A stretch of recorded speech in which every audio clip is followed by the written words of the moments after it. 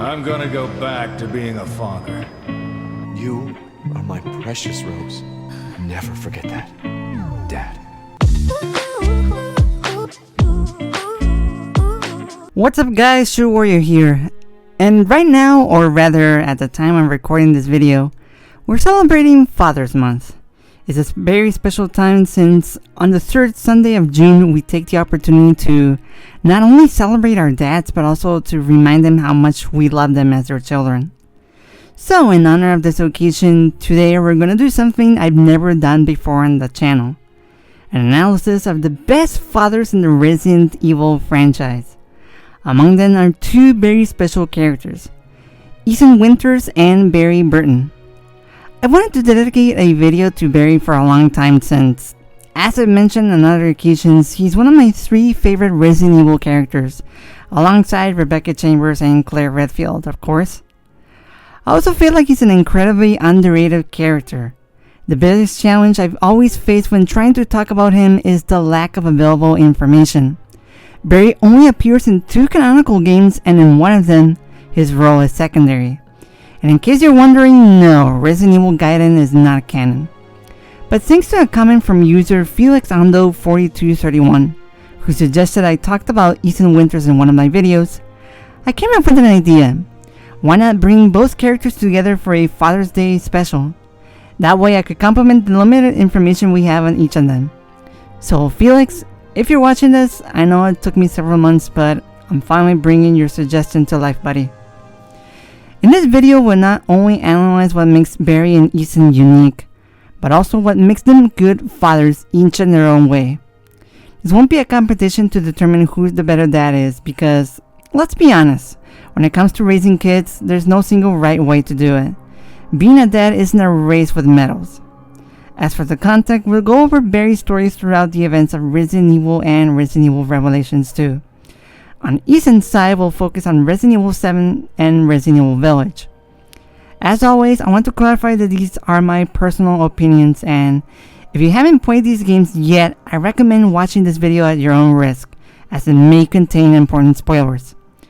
Alright, with that being said, let's begin with the story of Barry Burton.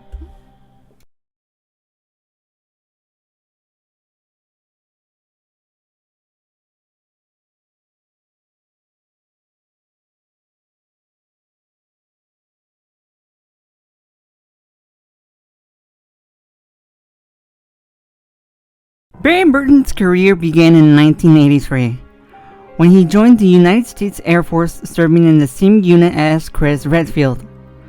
Over time, the two developed a close friendship built on mutual respect and shared experience. After completing his military service, Barry joined the SWAT team of an unspecified police department, where he received specialized law enforcement training. It was during this period that he met Enrico Marini, with whom he shared part of his tactical training. During the same time in his life, Barry started a family with his wife Cassie, with whom he had 2 daughters, Moira and Polly. Despite the demanding nature of his work, Barry always made an effort to be a present and protective father, values that would deeply shape his personality over the years.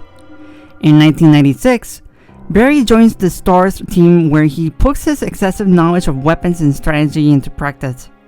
The same year, Chris was finally discharged from the Air Force, leaving him without a clear path forward. It was then that Barry reconnected with his old friend and convinced him to join STARS, knowing his skills would be a valued asset to the team. Their partnership proved to be extremely effective, and thanks to Chris's support, Barry was able to solve several complex cases successfully. This strong professional and personal bond led Barry to overlook Chris's rebellious attitude and ignore the constant complaints from Captain Albert Wesker and Police Chief Brian Irons. As with all true friendships, Barry understood and accepted Chris's flaws, recognizing his weaknesses while battling him for who he was. That loyalty and mutual understanding are proof of the genuine bond that united them.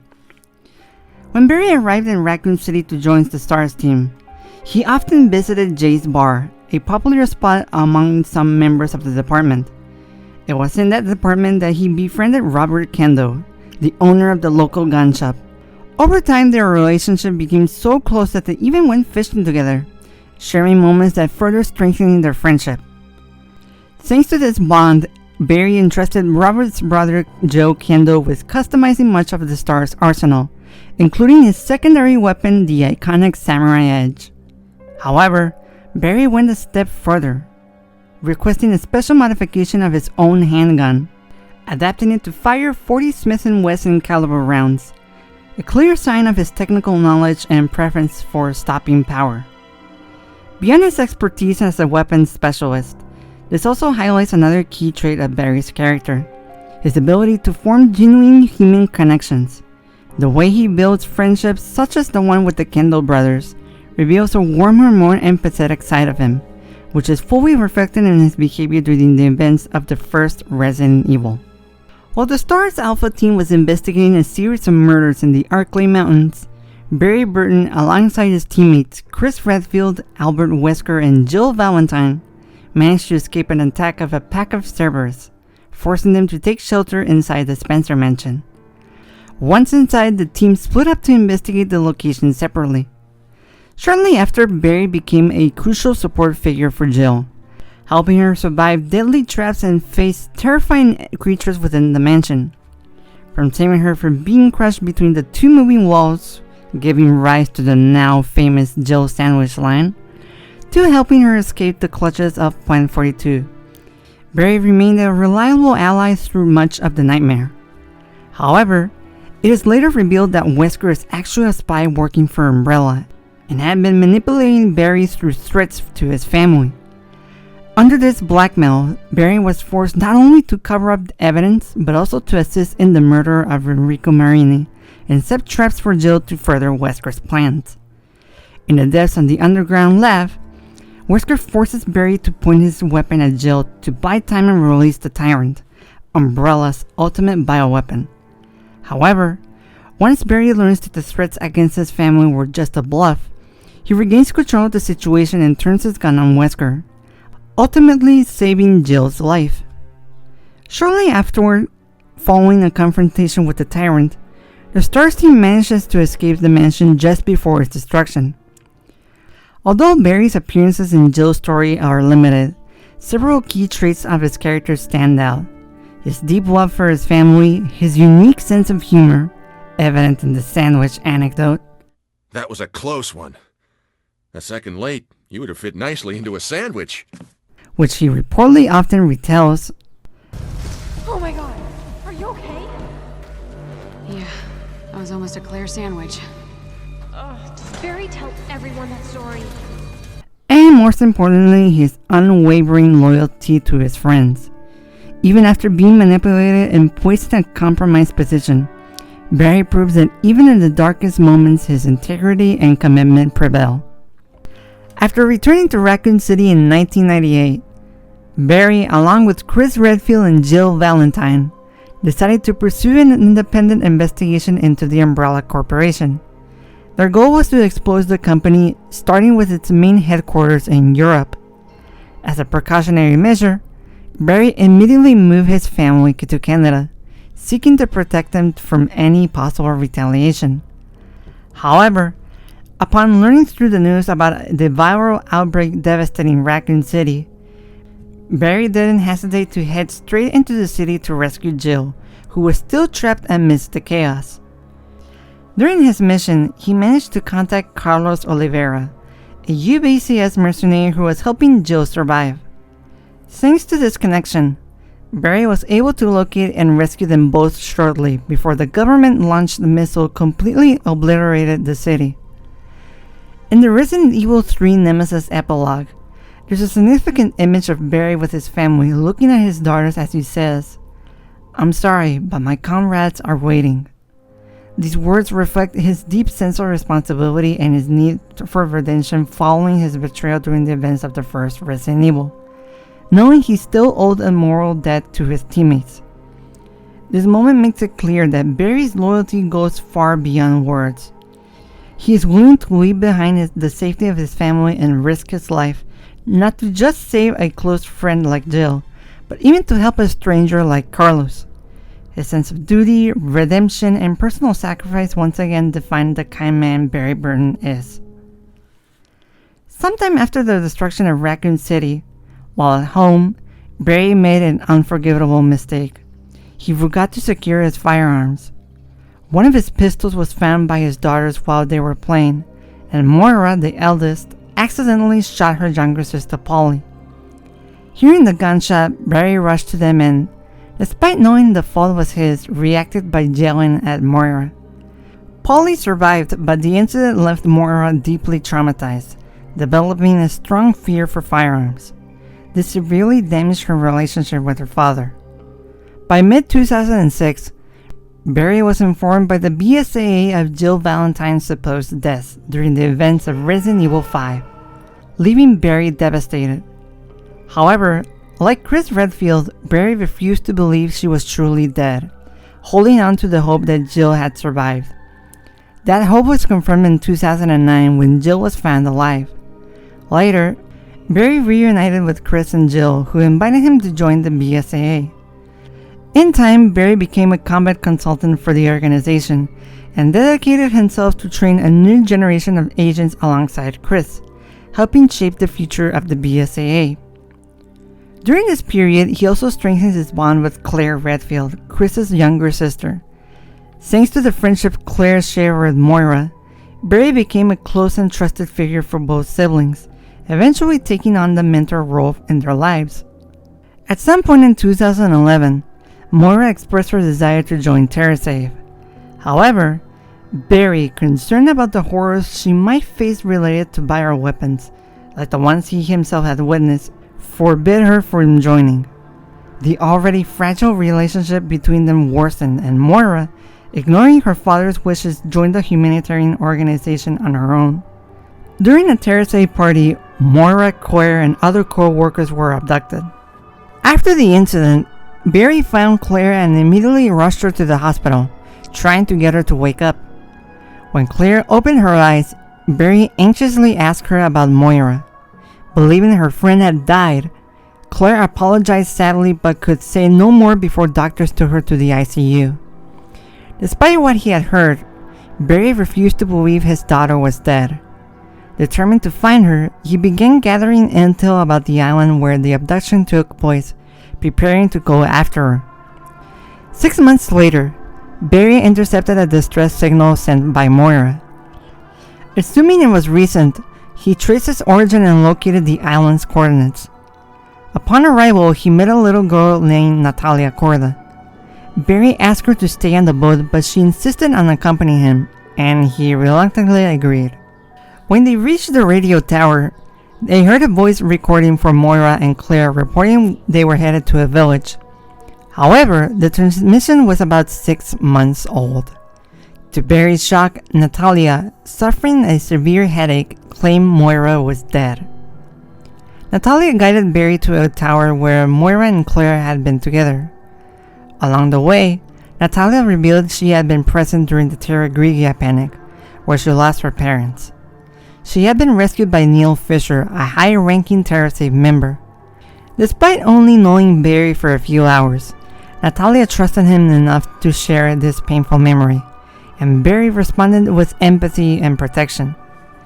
They eventually reached this tower, where they found a room lit by candles and decorated with photographs.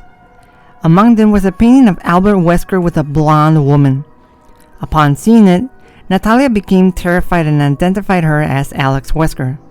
Barry, confused by the name, barely had time to react before a hooded figure appeared, pointing at Natalia.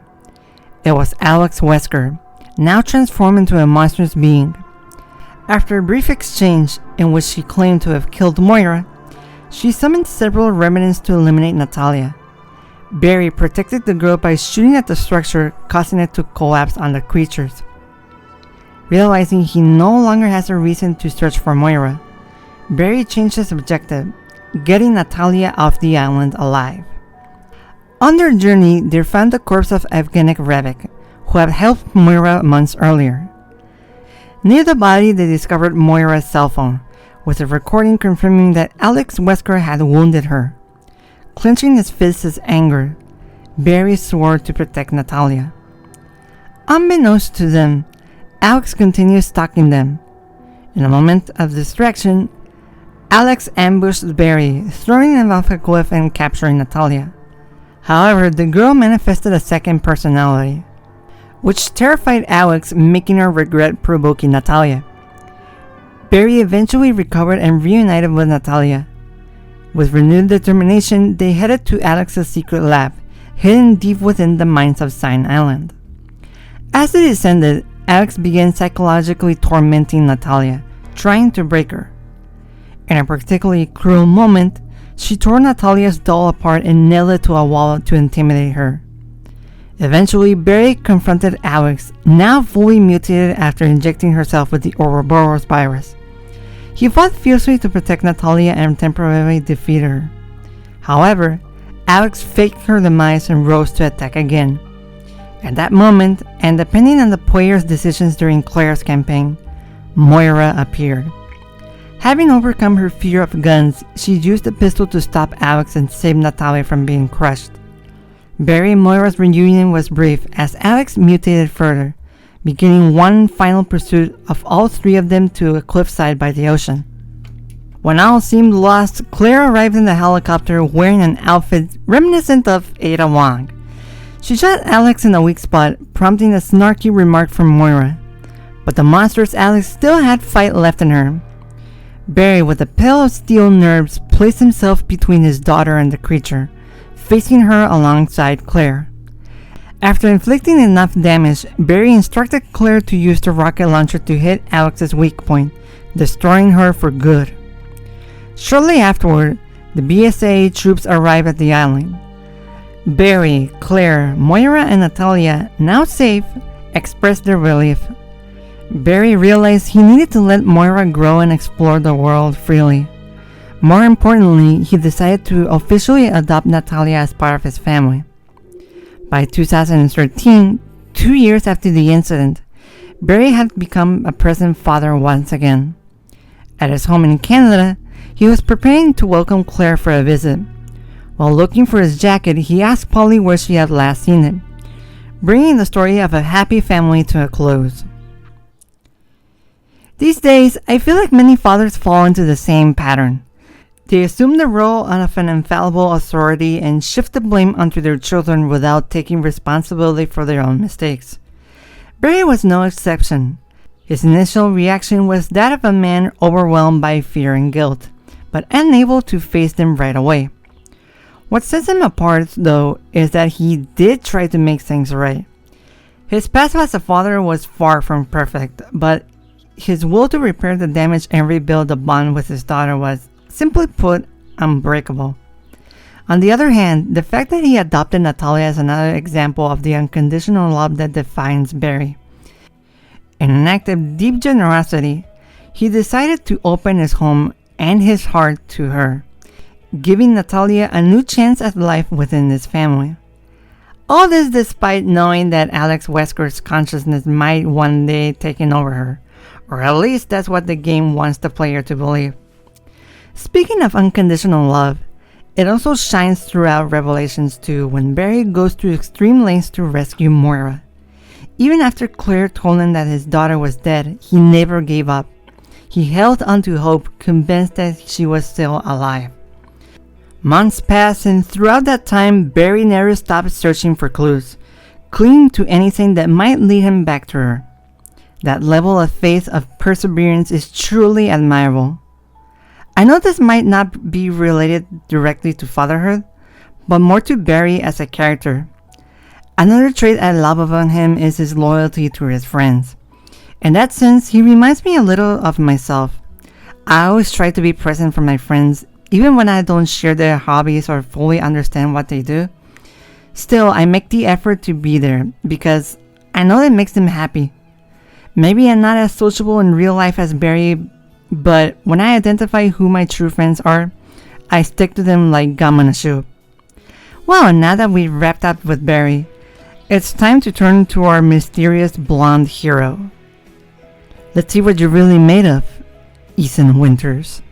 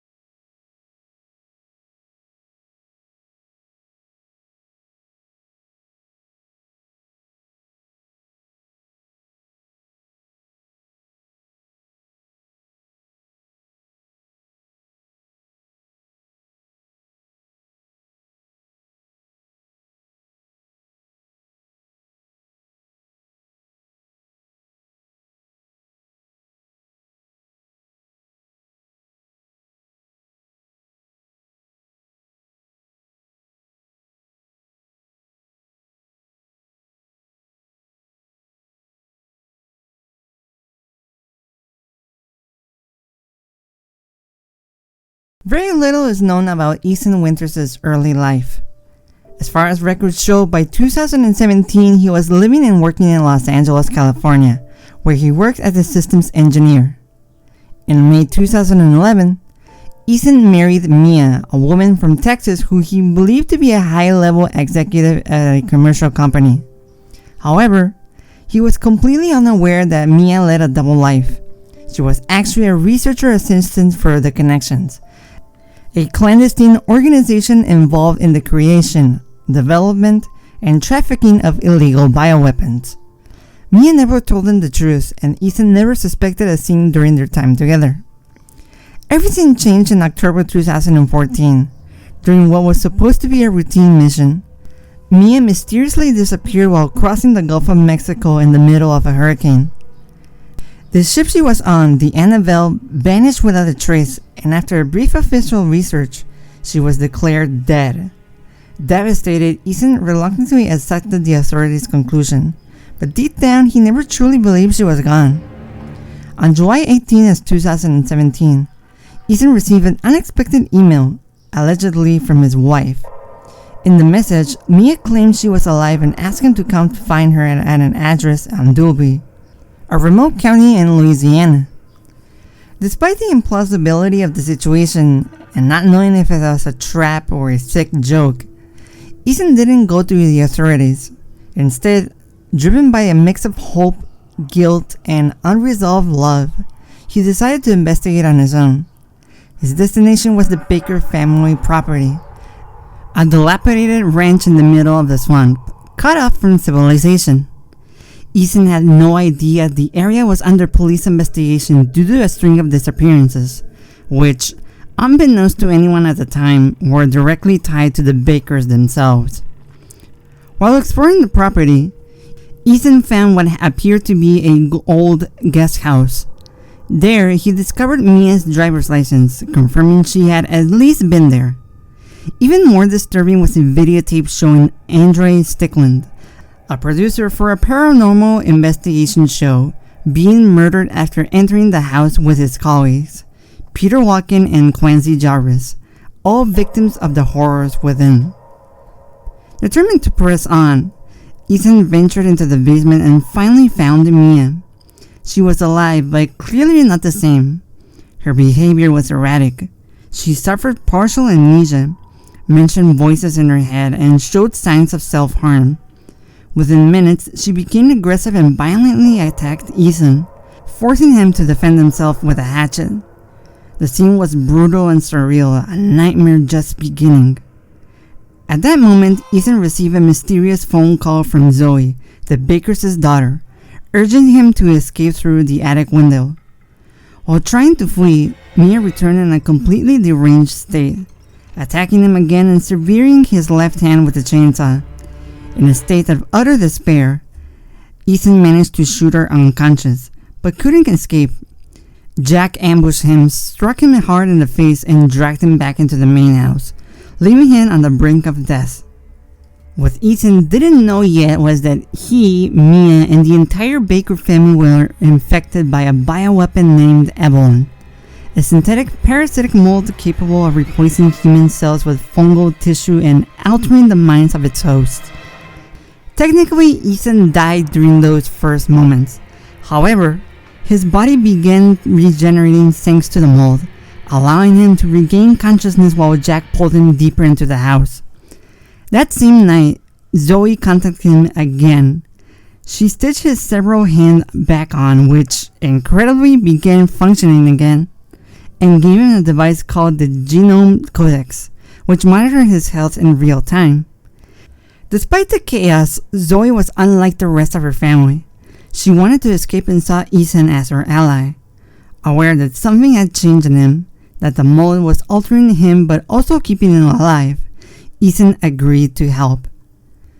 Ethan woke up tied to a chair in the Baker's main dining room. Before him was a grotesque scene.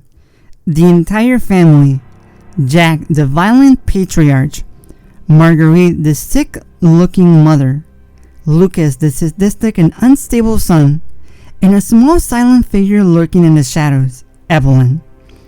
They forced Ethan to witness a repulsive dinner made of viscera and rotting meat. Weak, confused, and still processing the horror he'd experienced, Ethan could barely stay conscious.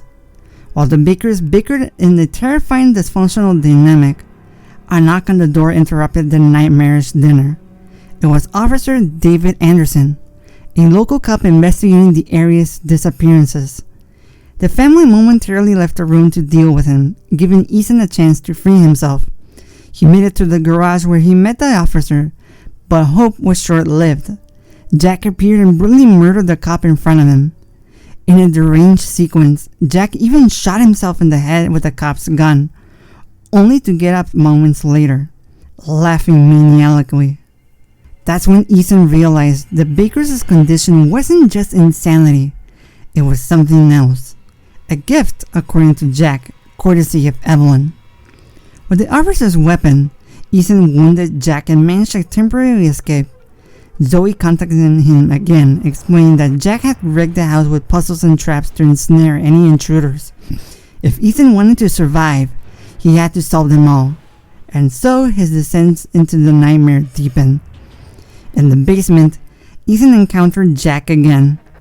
Horrifically, Officer Anderson's body had been turned into a grotesque support for a key puzzle piece. When Ethan tried to retrieve it, Jack ambushed him and forced him into a morgue. There, in one of the most visceral encounters of his life, Ethan had to wield a chainsaw to defend himself. Jack, equally deranged, brandished his own modified chainsaw. The battle was violent and desperate, ending with Ethan slicing Jack in half, though even that didn't guarantee his death.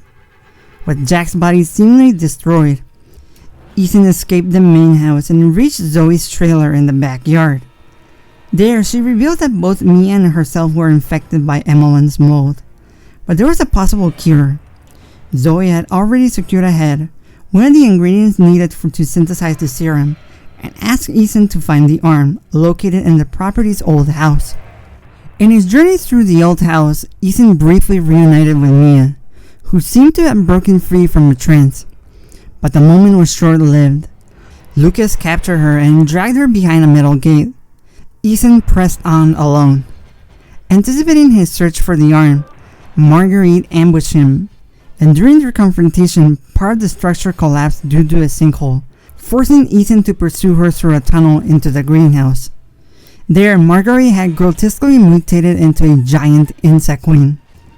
Ethan managed to kill her, but not before witnessing one of the most disturbing sights yet. A bloated, uterine-like mass of insects growing between her legs. My God. With Marguerite dead, Ethan returned to the old house and found the arm attached to a realistic doll poised on a makeshift altar. That's when things became even more bizarre. He began experiencing auditory and visual hallucinations, seeing Evelyn as a little girl who appeared and vanished without warning. Back at the trailer, Ethan discovered that Zoe had been kidnapped by Lucas, who had also held Mia. To rescue them, Ethan had to return to the main house and recover 2 key cards granting access to the family barn, where Lucas had set up his own personal hell. Inside, Ethan was forced to watch a disturbing video of Lucas ripping off his own fingernails, mocking Zoe's hope for a cure. Lucas presented himself as a regenerating psychopath, fully surrendered to his madness. Deep within the barn, Ethan found himself trapped in the birthday party-themed escape room, a twisted puzzle filled with traps and cynicism. After solving it, Lucas dropped a bomb through the trapdoor. Ethan barely managed to toss it back, avoiding the explosion, and as always, Lucas escaped this time through a swamp. Ethan followed him to the boathouse, where he finally found both Mia and Zoe. With the ingredients collected, Zoe synthesized the serum, but as they were back to escape by a boat, a monstrously mutated jet burst in, forcing Ethan into yet another brutal fight. Ethan used one of the 2 doses of the serum to finally end Jack once and for all, calcifying him instantly. But now, Ethan faced an impossible choice. Use the last dose on Zoe, the woman who had risked everything to help him, or Mia, the wife he had come all this way to save. With a shattered heart, he chose to save Mia. Hurt and furious, Zoe yelled at the couple to go. Ethan promised to return for her, but she demanded he leave. And I have to say, some believe saying Zoe was the right choice. But the truth is, if Ethan had done that, things would have turned worse. No! No! Evie! Please! Zoe? Evie! Oh, Zoe? Zoe! Whoa. What the fuck?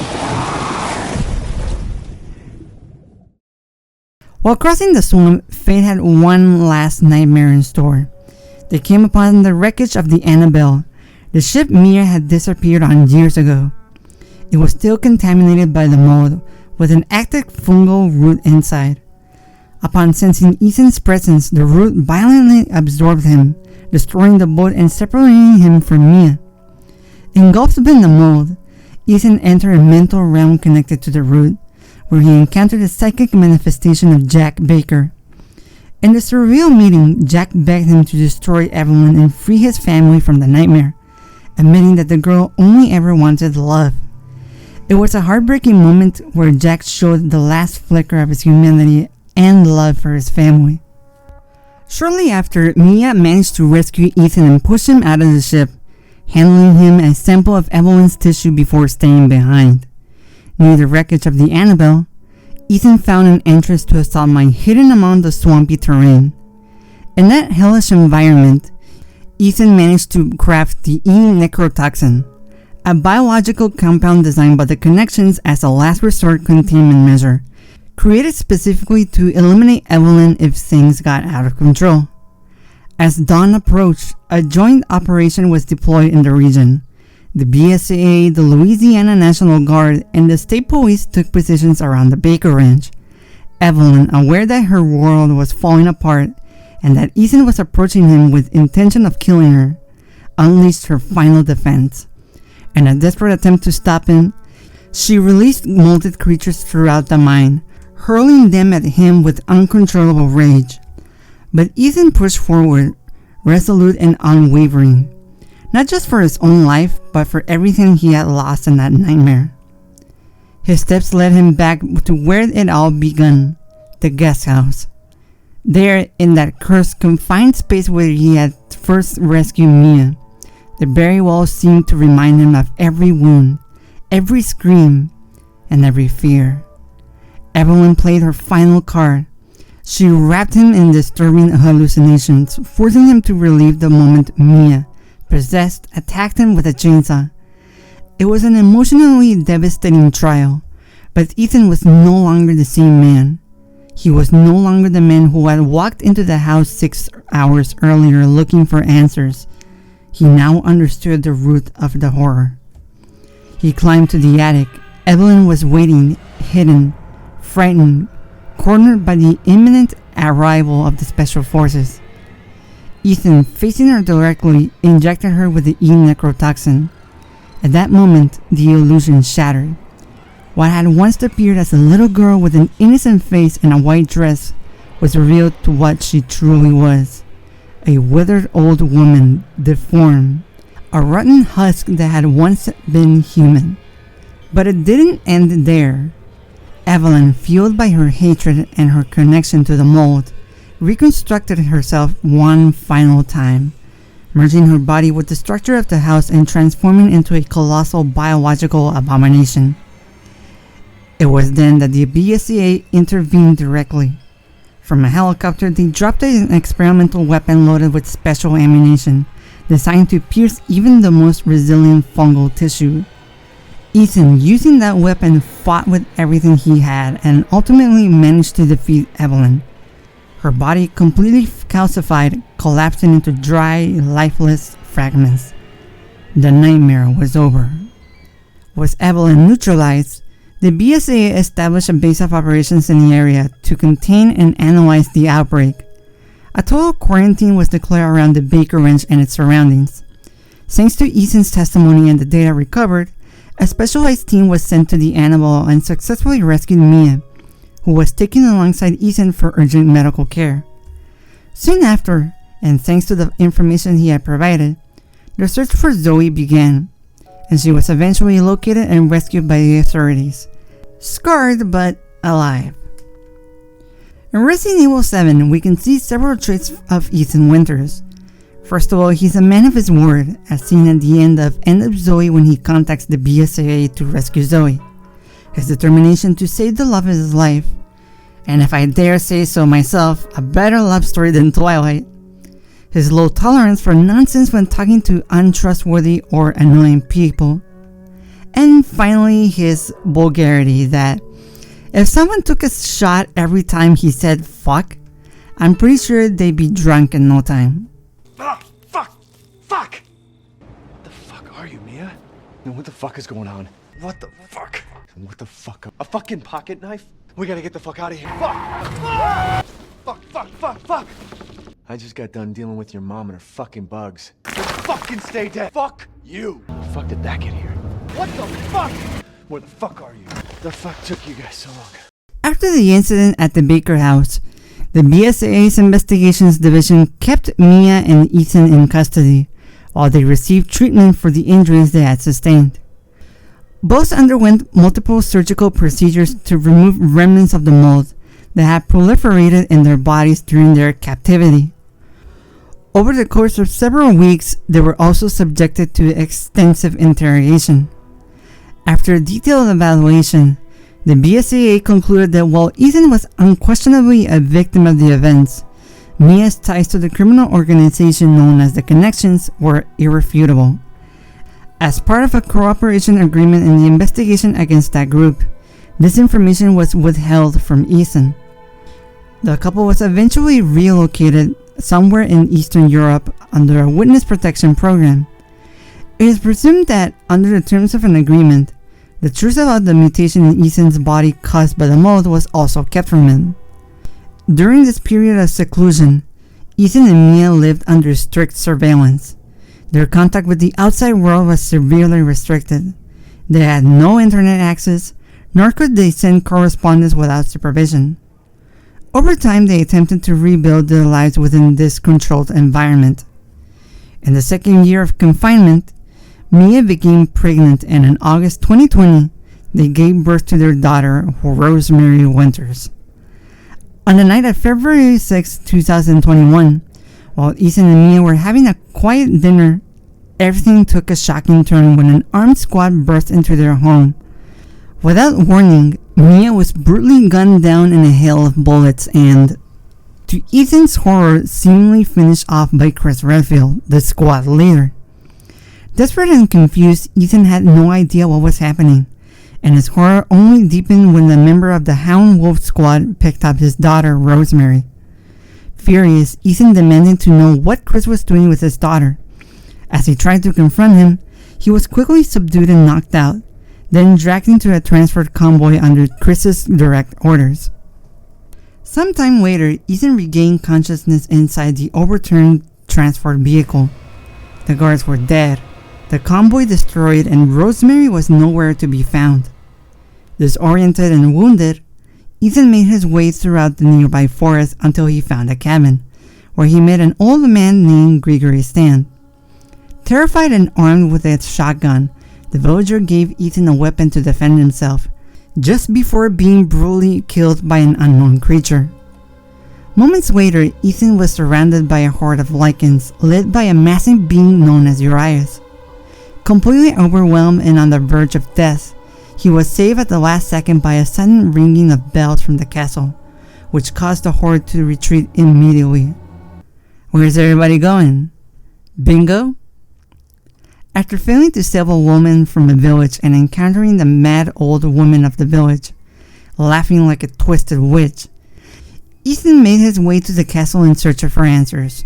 However, before he could enter, he was captured by a mysterious man with electromagnetic powers, who dragged him before an imposing figure, Mother Miranda.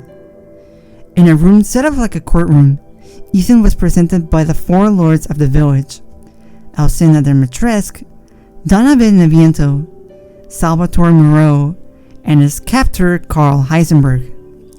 During the meeting, Miranda decreed that Ethan's fate would be decided by Heisenberg. Clearly enjoying it, Heisenberg forced Ethan into a life-or-death trial, counting down from 10 as Ethan used a distraction to leap throughout a side hole in the room.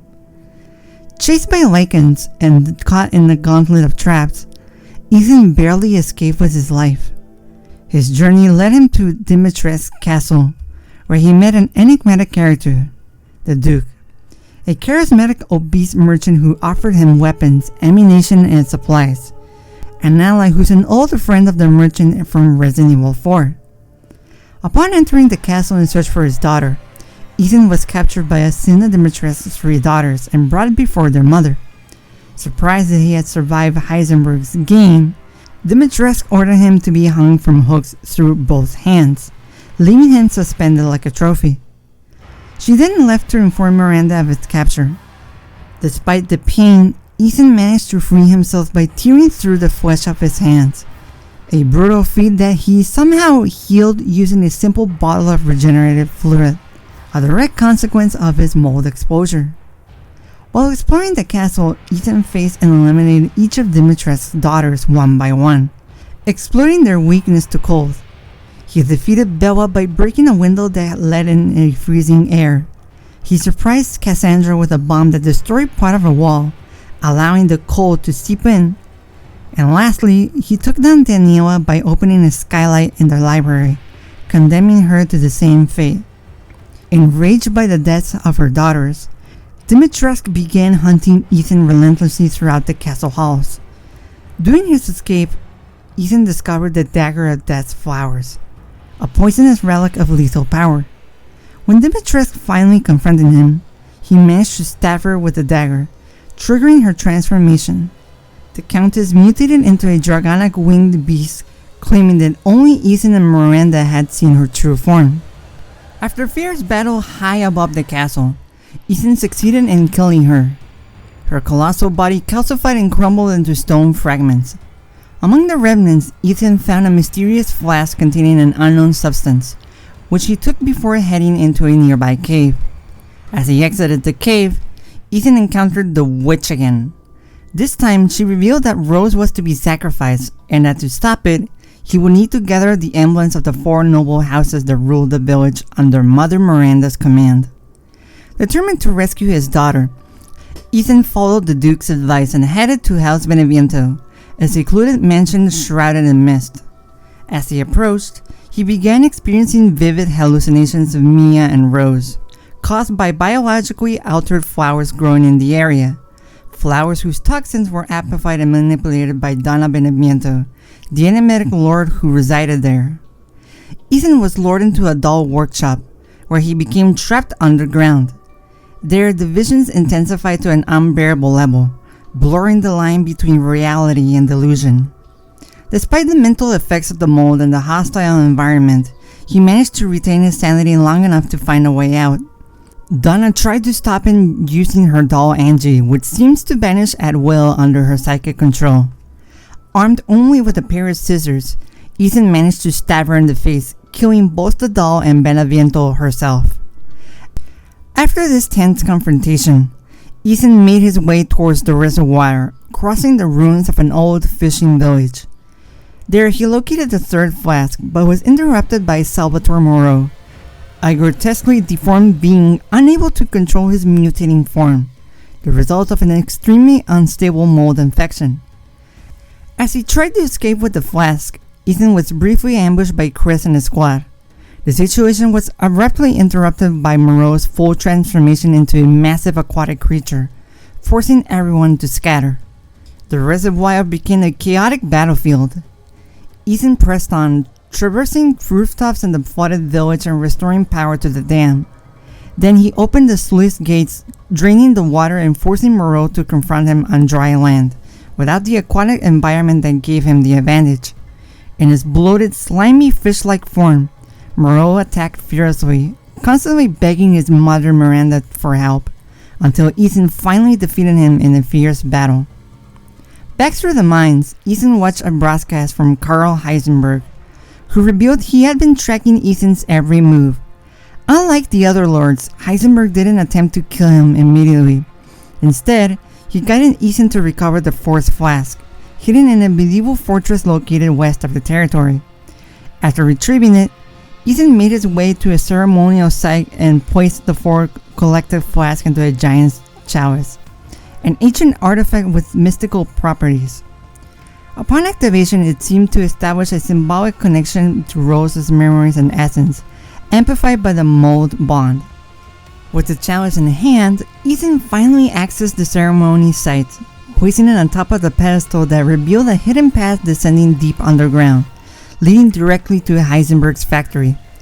There, Heisenberg made a shocking offer. He proposed an alliance, suggesting they use Rose as a weapon to defeat Mother Miranda, who he despised. Heisenberg declared he no longer wanted to be a part of her family and believed Rose held the power to break the bonds Miranda had forced upon him.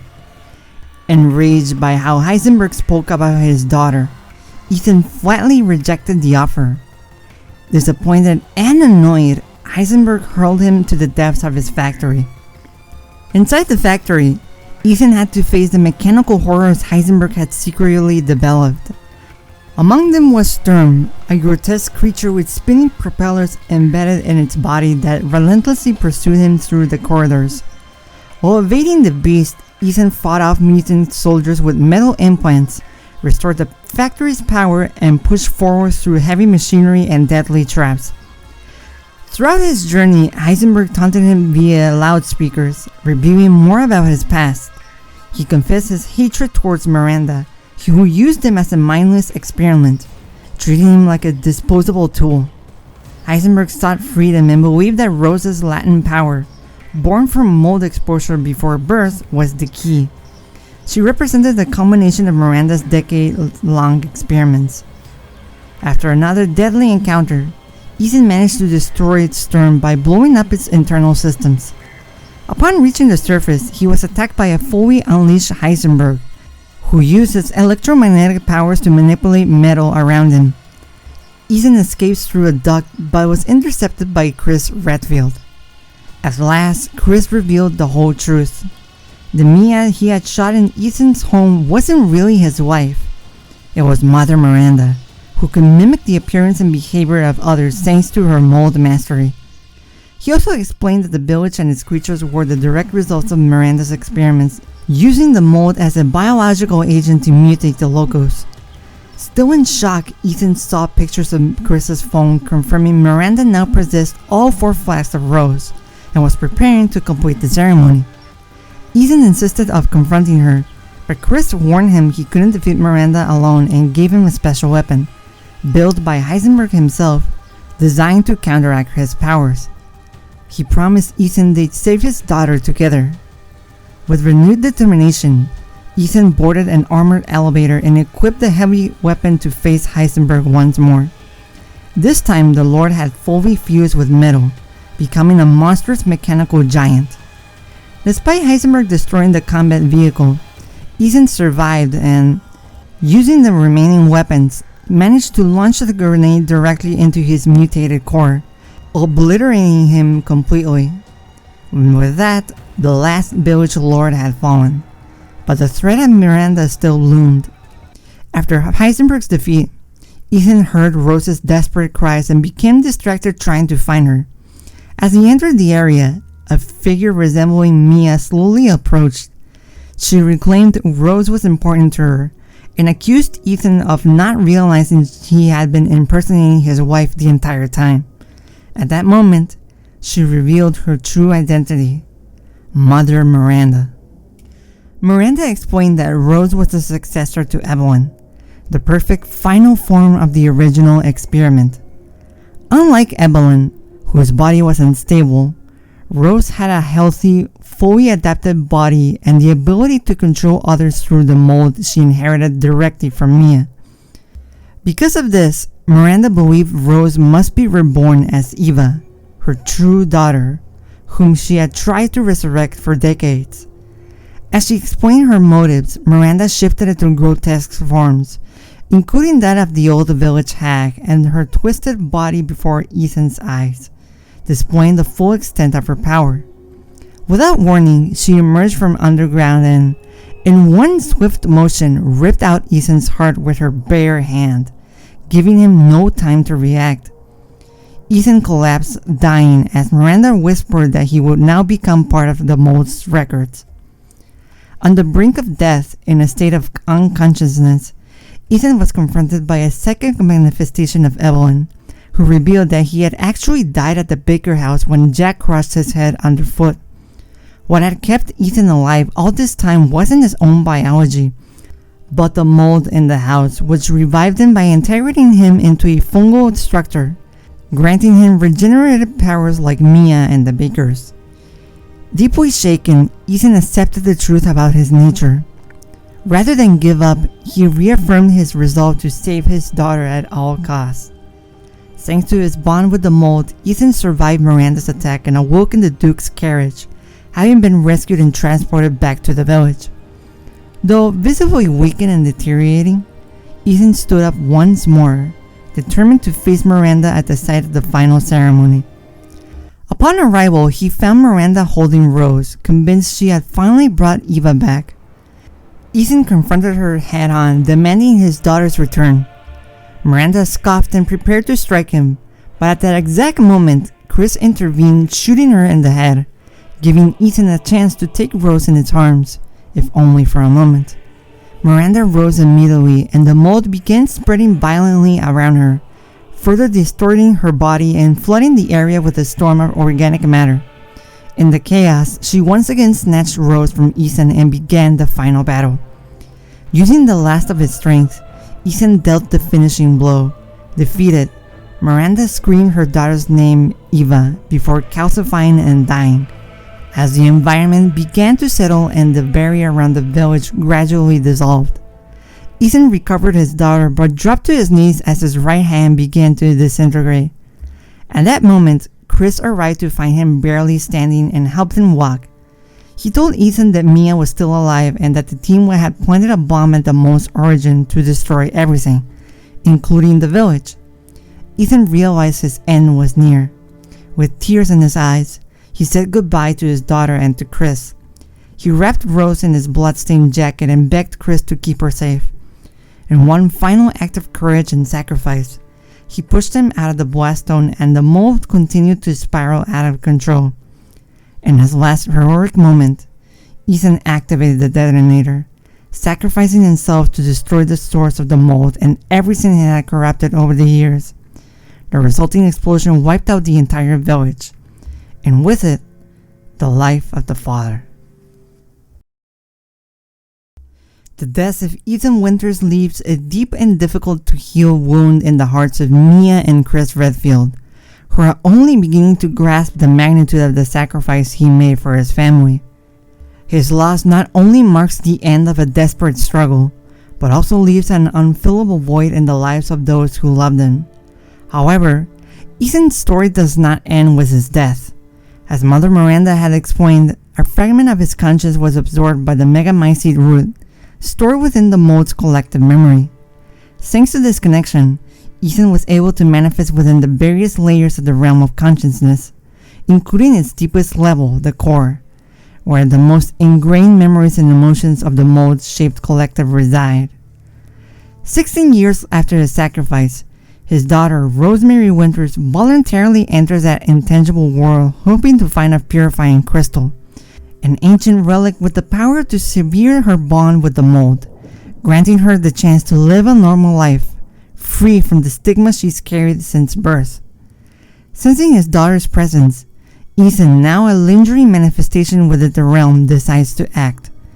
Aware of the countless dangers hidden within that mental plane, he commits himself to protecting and guiding Rose throughout this hostile world, without revealing who he truly was. When she is cornered by the Face Eaters, Ethan intervenes, manifesting as golden dust and communicating throughout written messages that appear in front of her. Wanting to avoid burdening her with further confusion, he chooses not to reveal his identity. Instead, when Rose asks for his name, he agrees to be called Michael, inspired by the Archangel Saint Michael, as his role is that of a silent protector, a guardian angel. Throughout their journey, Ethan repeatedly urges her to leave the realm of consciousness, deeply concerned by the risk of remaining here. However, Rose is resolute. She will not stop until she reaches her goal. Faced with the unwavering determination, Ethan chooses to support her unconditionally. When they reach the supposed location of the crystal, Rose is overcome with joy upon seeing it, but this emotion catches the attention of the sinister masked Duke, a corrupted version of the former ally. In response, Ethan gives Rose his weapon, ammunition and supplies so she can defend herself and avoid being captured by the Face Eaters. He also guides her in gathering the necessary items to unlock the cage holding the crystal. After collecting all the fragments, Rose finally reaches her goal, only to discover that the crystal is a replica. It disintegrates in her hands, and she is instantly transported to an underground arena where she must face a creature known as the Executioner. After a fierce battle, she defeats him, but her victory enrages the Masked Duke, who unleashes a horde of Face Eaters and with the intent to kill her. Once again, Ethan intervenes and guides her to safety, leading her into the next layer of the realm.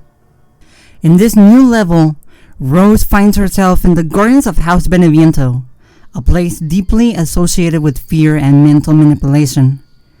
Ethan, worried, warns her that the deeper she ventures into the realm, the harder it will be to return alive.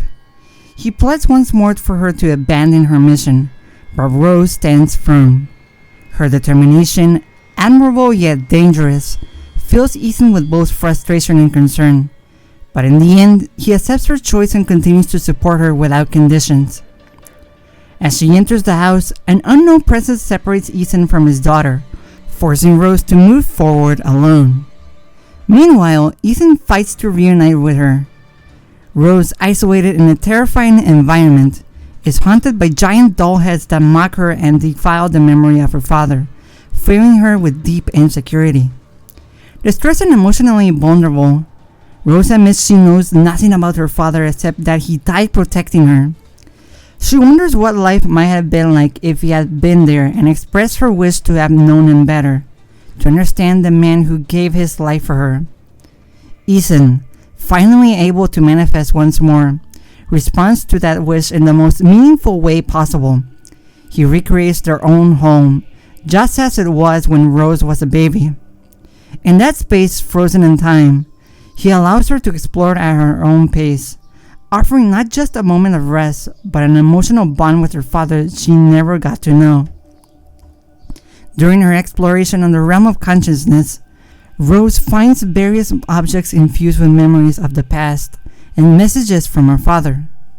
Among them, a letter Ethan wrote for her birthday, filled with affection and hopes for her future. In it, Ethan writes that his gift is a promise to always be there for her, to be present at every birthday just to see her blow out her candles, to make her breakfast and walk her to school every day, to be there when she has nightmares and sing to her until she sleeps, to hold her when she's worried and tell her everything will be okay, because to him, she was his precious Rose. This gesture brings her profound comfort, gifting her a peace she never thought possible. However, this moment is abruptly interrupted by the appearance of Evelyn, who has followed Rose's trail. Driven by a corrosive mix of hatred, jealousy, and resentment, Evelyn drags her back to House Beneviento, eager to destroy everything. Consumed by madness, she tries to collapse the house in an attempt to kill Rose and, in her own words, reunite with Mia and Ethan in death, forming a united family at the afterlife. Rose tries to escape in an elevator, but Evelyn catches her before the doors can close. Just as all seem lost, Ethan intervenes once again, using his power to force Evelyn to release his daughter. Though he knows the effect is temporary, he buys Rose valuable time. Upon reaching the upper floor, Ethan urges Rose to use her own powers to resist Evelyn and take advantage of her weakened state. He encourages her with words of love and confidence, assuring she's capable of overcoming anything. Inspired by her father, Rose finds the courage she needs and confronts Evelyn directly, channeling her abilities to weaken her further. Ethan seizes this critical moment to strike, finally defeating Evelyn. But as Evelyn falls, Rose cautiously approaches her, only to be violently thrown through the air. Evelyn prepares to finish her off, but in a desperate act, Ethan physically manifests, pushing Rose out of harm's way and transporting her to the next layer of the realm. Before fading once more, he begs her to find the purifying crystal. Rose awakens in a familiar place, the village ruins where Ethan died 16 years earlier. Upon hearing his voice again, something inside her clicks. She finally understands what she hadn't dared to believe.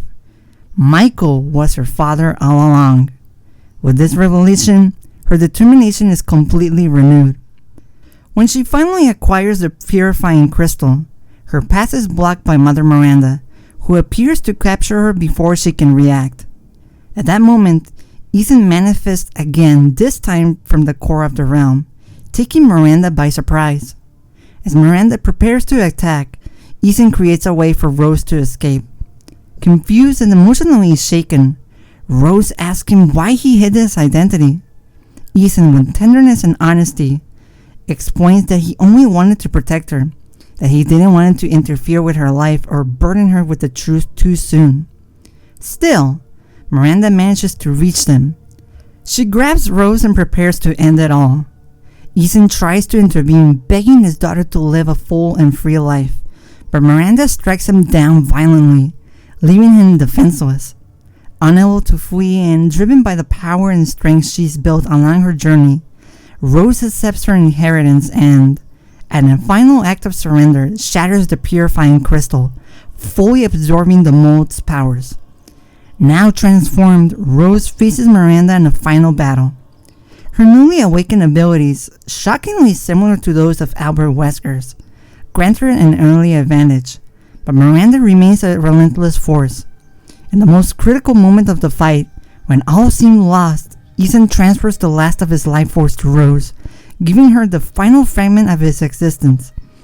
This act allows Rose to unleash her full potential and, at last, destroy Miranda's consciousness completely within the realm. With the threat eliminated, the realm begins to dissolve. Rose and Ethan, finally together, share one last heartfelt embrace. As the illusion fades completely, Rose returns to the real world, holding in her hands her father's wedding ring, a tangible symbol of the love and connection she finally got to experience. Shortly after, Rose visits the cemetery, and in front of her father's grave, she talks to him about her day, until a BSAA agent arrives to interrupt the moment. With no other choice, she says goodbye to her father with a final heartfelt, "I love you." I have to admit that when I first played Resident Evil 7, Ethan didn't leave a strong impression on me. I didn't dislike him, but I didn't think, wow, what a great character either. He just seemed functional, a protagonist who served his purpose. However, my perception completely changed after finishing Resident Evil Village for the first time. That's when I thought, this is a man who, no matter the situation, is willing to give everything for his wife and daughter, even his own life. And I think that's where Ethan's true magic as a character lies, in his sacrifice, in that complete and selfless devotion so that both Mia, his beloved, and Rosemary, his little daughter, can be safe. That to me is the essence of his character. Unconditional love expressed through actions, not words. Ethan also shows immense trust in Chris Redfield when he asks him, before dying, to take care of his daughter. That moment perfectly sums up the humility and selflessness of someone who, even in his final moments, is thinking only of his family's well-being. Even after death, Ethan continues to show deeply parental traits. Somehow his influence lives on in Rose, pushing her forward to free herself from her powers and find her place in the world. As a father, or at least from my perspective, even though I'm not a parent, I believe one of the most important things is knowing how to listen to your children, understanding what they feel, what their goals are, And how can you guide them without imposing, without judging, and without putting them at risk of making choices they'll regret? Like any good father, Ethan also plays the roles of a protector. He even tries to keep Rose away from danger. Though with the powers she now has, which feel like something straight out of Wesker's legacy, she may no longer need protection. But that doesn't matter to Ethan. His daughter will always be his little girl. And as long as he has something to offer, he will. Because that's who he is. Because that's what a good father does.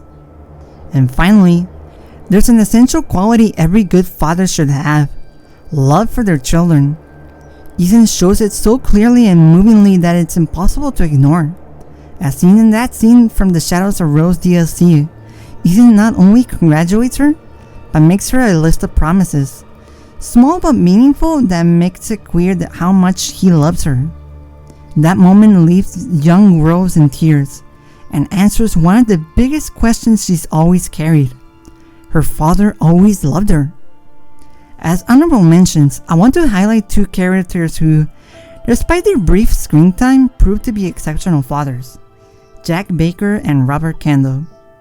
Jack, before being corrupted by Evelyn's influence, was described as a kind, responsible man, deeply devoted to his family. Not only did he open the doors of his home to Evelyn with the heart of a true good Samaritan, which tragically led to his entire family being infected by the mole, but he also showed bravery and resolve when something threatened his loved ones. A clear example is when he protected Zoe from Marguerite, already under Evelyn's control. Robert Kendo, on the other hand, showed us the most heartbreaking kind of love a father can have for his daughter. Even knowing that Emma was on the verge of becoming a zombie, he chose to stay by her side until the very end. And when that moment came, he made the most painful decision of his life, to end his daughter's suffering, preventing her from becoming a monster. That act of love and sacrifice says it all. If there's one thing that Fathers of Resident Evil has taught us, it's that anyone can be a biological father. But only a true man deserves to be called dad. Being a dad means far more than a blood tie. It requires emotional commitment, physical effort, and mental devotion to care for and protect your children. Just look at characters like Albert Wesker or William Burton. Sure, they had children, but while one completely abandoned his family, the other chose to put his scientific ambition above those he claimed to love. In contrast, we have figures like Barry Burton, Ethan Winters, Jack Baker, and Robert Kendo, men who, with courage, heart, and conviction, faced the unthinkable to protect their families. They represent what it truly means to be a father. All of this makes me think of my own dad. I won't go into details, but just like Barry or Ethan, he also went through many hardships to get to where he is today. He did everything he could in his own way to support the family. Maybe I didn't always agree with his decisions or with how he raised us, but I know that deep down, he did it all out of love. In his own way, he always tried to give us the best he could. He probably never see this since my dad's not into video games or content creation, but I want to take this opportunity to say something I don't always know how to express. Thank you for everything you've done and continue to do, Dad. I know I struggle to put my feelings into words, but just like you've always shown me love without saying much, I just wanted you to know that I love you too. But what do you think of all this group of Resident Evil dads? I'd love to hear your thoughts in the comments below. And if you liked the video, give a thumbs up, subscribe, and with that, True Warrior signs off by saying, GG well played.